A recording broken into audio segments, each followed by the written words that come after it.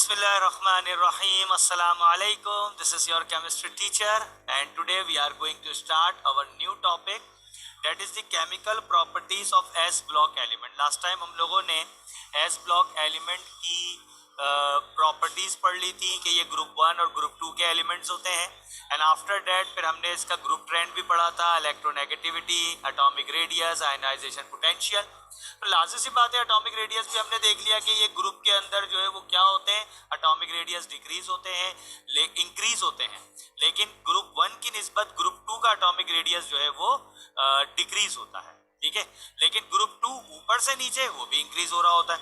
तो ये हमने लास्ट क्लास में हमने पढ़ लिया था। आज जो हम पढ़ने जा रहे हैं वो हमारा टॉपिक है केमिकल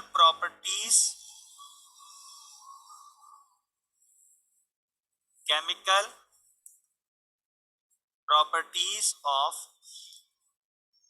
एस ब्लॉक एलिमेंट। अच्छा, जरा इसको समझ लें, chemical properties of S block element क्या है। अब हम यहां पर ग्रुप 1 और ग्रुप 2 की केमिकल प्रॉपर्टीज देखेंगे वन बाय वन और जरा इसको समझिएगा। सबसे पहली तो हो जाएगी रिएक्शन विथ हाइड्रोजन, यानी कि अब एस ब्लॉक का रिएक्शन देख रहे हैं हम हाइड्रोजन के साथ। अब लाजिम सी बात है, हमारे पास एस ब्लॉक तो दो है ना, एक ग्रुप 1A वाले और एक ग्रुप 2A वाले। अब हम इनका रिएक्शन देखेंगे। अब यहां पर हम क्या करते हैं, ग्रुप 1A से ले लेते हैं सोडियम और ग्रुप 2A से ले लेते हैं हम कैल्शियम। जब ये हाइड्रोजन के साथ रिएक्ट होंगे तो लाजिम सी बात है, हाइड्रोजन तो डायटोमिक स्टेट में आती है। तो अब डायटोमिक स्टेट में आने के बाद याद रखिएगा, यहां फॉर्मूला जो हमारे पास कंपाउंड बनेगा, प्रोडक्ट बनेगा वो NaH और यहां हमारे पास बनेगा CaH2। अब सवाल ये पैदा होता है कि हमें कैसे पता चलेगा कि कहां H आया और कहां H2 आया।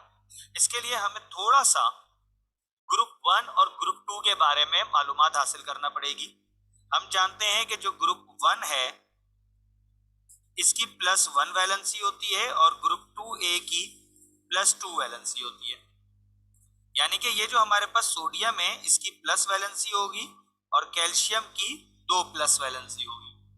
जबकि दूसरी तरफ हम जानते हैं कि हाइड्रोजन जो है वो हाइड्राइड के अंदर -1 वैलेंसी रखेगा। ठीक है, तो अब एक प्लस को न्यूट्रल करने के लिए एक माइनस चाहिए। यही वजह है कि हमने Na और H को एक एक दफा ही लिखा। लेकिन अगर हम ग्रुप 2 की कंडीशन देखें तो दो प्लस को न्यूट्रल करने के लिए एक माइनस नहीं बल्कि दो माइनस चाहिए, तो इसलिए हम H को 2 लेंगे ताकि 2 माइनस बन जाए। दैट्स वाई हमारे पास जो सेकंड प्रोडक्ट बनता है कैल्शियम हाइड्राइड का वो CaH2 बन रहा है। ठीक है, इसी तरीके से रिएक्शन विथ नाइट्रोजन चेक करते हैं। ठीक है, ग्रुप 1A और ग्रुप 2A में, ग्रुप 1A में फिर हम यही ले लेते हैं सोडियम और ग्रुप 2A में हम ले लेते हैं कैल्शियम ले लेते हैं। ठीक है, अच्छा, नाइट्रोजन भी हमारे पास डायटोमिक स्टेट में होती है। याद रखिएगा, सोडियम के ऊपर एक प्लस होता है, कैल्शियम के ऊपर 2 प्लस होते हैं, जबकि नाइट्रोजन के ऊपर 3 माइनस होते हैं।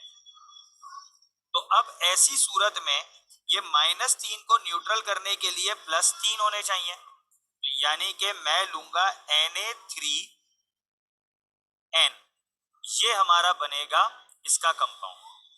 लेकिन दूसरी कंडीशन में मैं ये देखूंगा कि नाइट्रोजन के 3 है माइनस और 3 माइनस को न्यूट्रल करने के लिए 3 प्लस होने चाहिए, लेकिन ये तो 2 हैं। अब मैं क्या करूंगा, 2N ले लूंगा, तो टोटल मेरे पास माइनस कितने हुए, -6, और यहां पर मैं कैल्शियम लूंगा 3,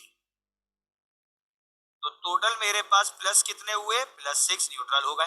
तो कंपाउंड हमारे पास बनेगा CA3 N2। सही है जी। तो इसलिए जो है वो इसको हम कहते हैं अल्काली मेटल नाइट्राइड। सही है, यानी कि कैल्शियम नाइट्राइड बन जाएगा ये। उसके बाद हमारे पास तीसरा रिएक्शन बनता है रिएक्शन विथ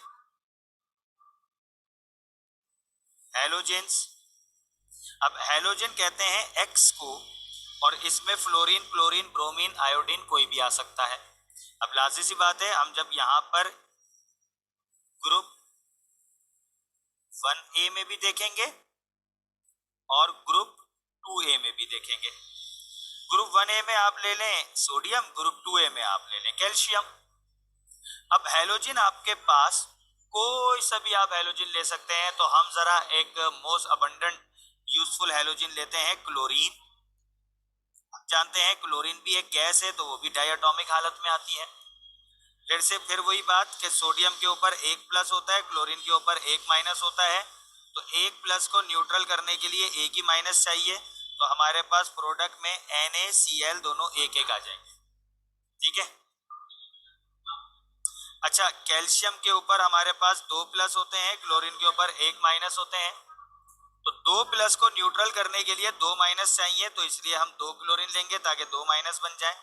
तो इसका फॉर्मूला बनेगा, कंपाउंड बनेगा CaCl2। ठीक है जी। तो ये हमारे पास जो है वो केमिकल प्रॉपर्टीज इस तरीके से बनती हैं, और इस तरीके से हमें जो है वो रिएक्शन का नेचर पता चल जाता है कि ये क्या चीज बनने जा रहा है। अच्छा जी, एक चौथी प्रॉपर्टी देखते हैं,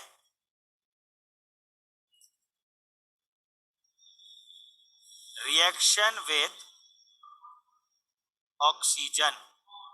ऑक्सीजन कहते हैं O2 को, और याद रखिएगा O के ऊपर -2 वैलेंसी होती है।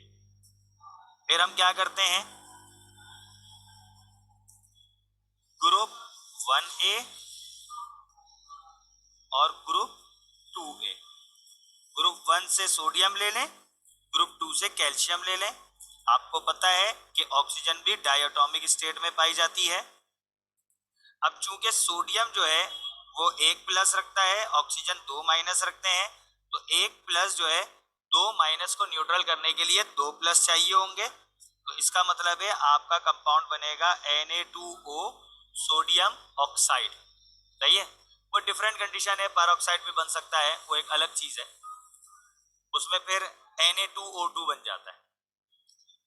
अच्छा, इसी तरीके से अगर हम कैल्शियम की बात करें, कैल्शियम के ऊपर दो प्लस होते हैं और ऑक्सीजन के ऊपर दो माइनस होते हैं, तो इसलिए CaO बन जाएगा, क्योंकि एक ही कैल्शियम के ऊपर दो प्लस है और एक ही ऑक्सीजन के ऊपर दो माइनस है, कैल्शियम ऑक्साइड बना देगा। ठीक है जी। तो ये हमारे पास जो है वो केमिकल प्रॉपर्टीज है। एक और ले लेते हैं, पांचवी केमिकल प्रॉपर्टीज, रिएक्शन विथ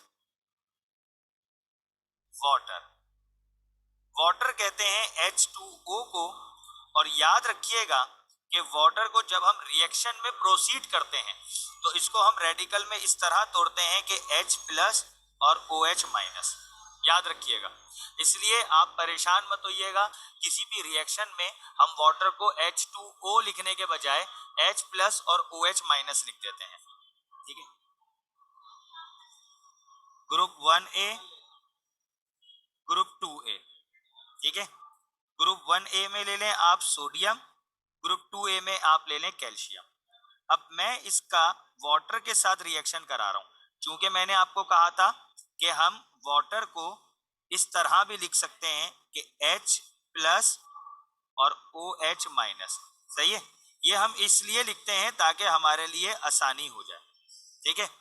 हम जानते हैं कि सोडियम के ऊपर एक प्लस होता है और H plus OH minus.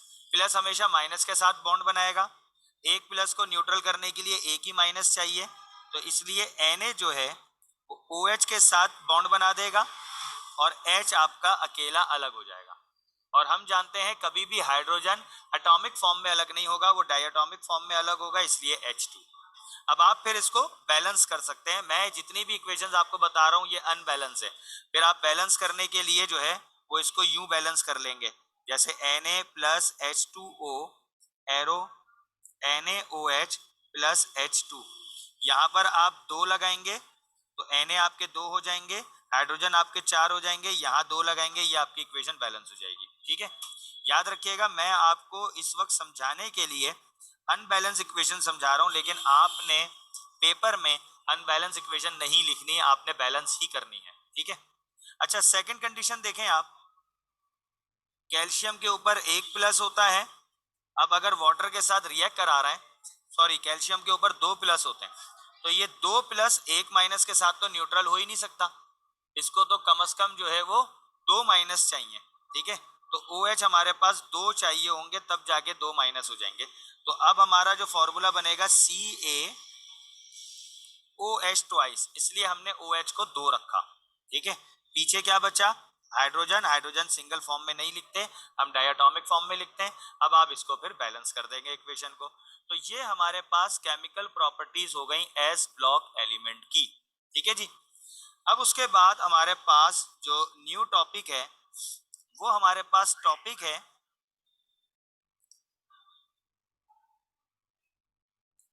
Occurrence and extraction of metals.